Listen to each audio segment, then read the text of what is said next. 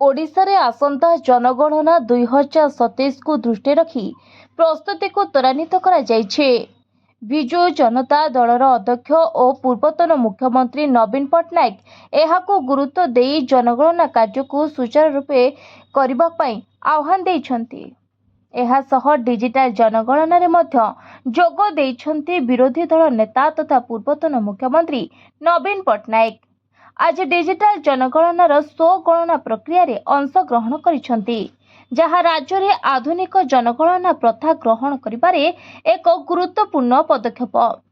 नवीन निज बासभवन रे बसी तांकर आत्मगणना समाप्त करिसंती। एथि सहित डिजिटल सिस्टम रो सहजता एवं सुगमता प्रदर्शन करिसंती। तेबे एप्रिल 1 रु सारा ओडिशा रे आरंभ होइतिबा डिजिटल जनगणना व्यक्ति विशेषों को सीधा सड़क ऑनलाइन प्लेटफॉर्म माध्यम रे समानंक परिवार सूचना रेकर्ड करने को अनुमति दिए। एही डिजिटल प्रक्रिया कागज पत्र व्यवहार ह्रास करे, तथ्य संग्रह को त्वरान्वित करे एवं सठिकता वृद्धि करे। नागरिक माने सीधा सड़क घरे बसी निज फोन किंबा लैपटॉप माध्यम रे लॉगिन करि परिबे।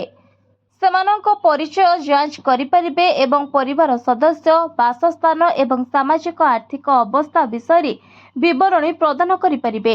जांच को सुगम करिबा पई एही व्यवस्था आधार और अन्य सरकारी डाटाबेस सहित मध्य समन्वित होइछि। Report voice of Odisha live.